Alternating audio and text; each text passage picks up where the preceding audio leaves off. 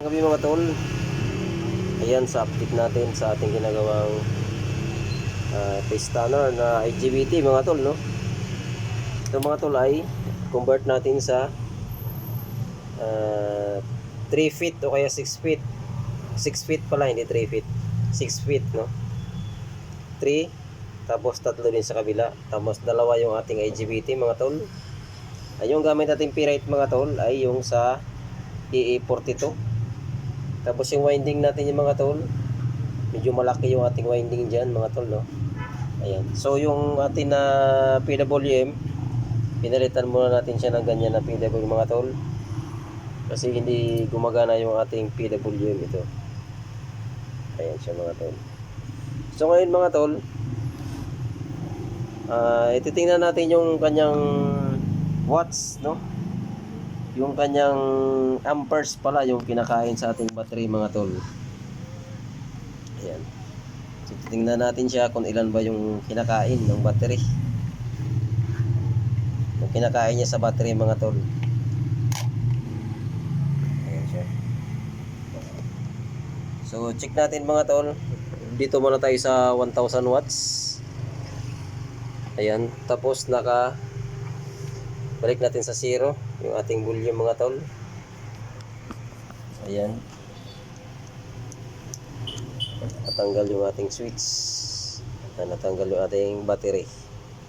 Ayan. So temporary lang muna ito mga tol. Ayan na.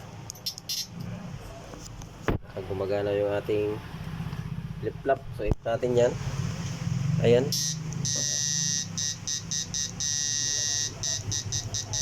$1,000 watts mga tol. Ayan. So yung kinakain ng ating 15 amperes mga tol sa 0. Naka 0 volume tayo. Ayun, ilagay natin sa 10 clock. Ayan, nasa 10 clock o kaya 20 clock natin. Ayan. So ayan. Kinakain niya sa 20 clock is 18.5 mga tol.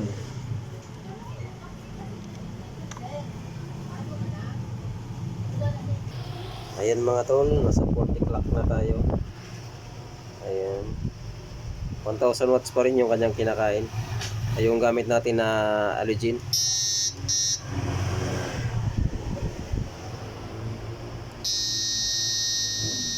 $45 amperes, no?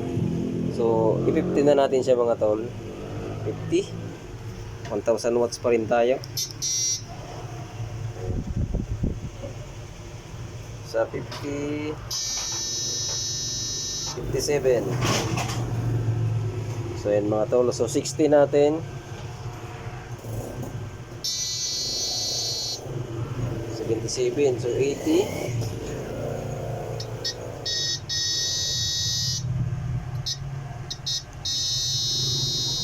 97 mga tol. 90. 1000 watts pa rin.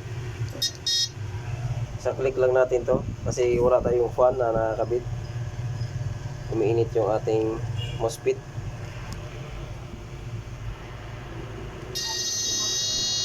$116 amperes mga tol.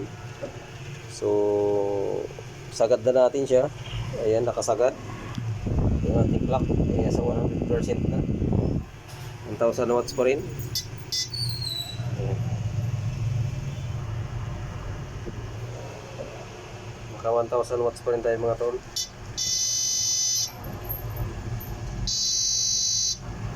Ayan. 120 amps, no? So ngayon titingnan natin mga tol kung gagana yung kanang auto duty. Ayan. So dagdagan natin ng 1000 watts. Gawin natin 2000 watts lang kasi itong ating 1000 watts ay pundi na. Ayan, back to 0 natin, no? Ilagay natin sa 50. Ayan, nasa 50 lang tayo mga tol. So 50, sobrang lamig to. Ito yung mainit masyado. Hindi naman siya mainit masyado. Siguro mga nasa 38, no? Mga nasa 38 yung kanyang init. Normal lang kasi yung iinit yan mga tol pag nakatesting tayo sa halogen. So check natin 1000 watts sa 50 clock.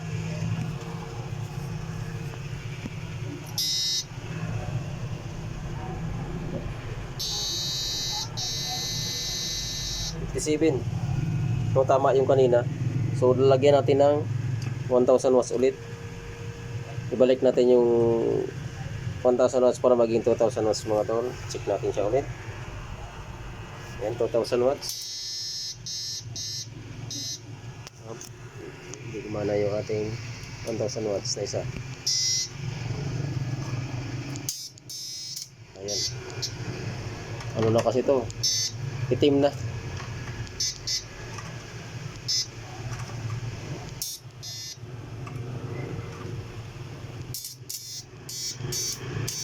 Ayan. 2000 watts sa 50 clock.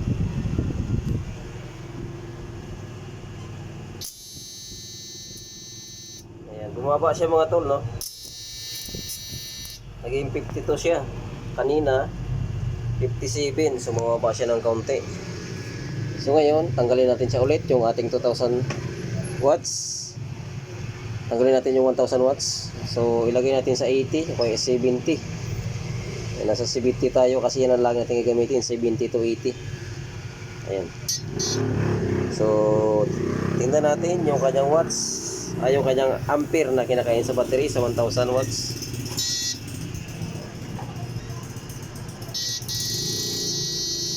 $102. So lalagyan natin ng isa. Yung ating 2000 watts. Tataas yan mga tol. Ayan. 2000 watts. So check natin yung kanyang amperes na kinakain sa 2000 watts mga tol. Ayan, bumaba siya. Naging 79 ampere, no? Kanina is nasa 100 plus. So goods na yung kanyang auto duty mga tol. So goods na to. So nasa ano siya, nasa 70 clock. So gawin nating 80. Ayan, nasa 80 tayo mga tol. Ayan. So tingnan natin. 97. So lagyan natin ng flip-flop. 60.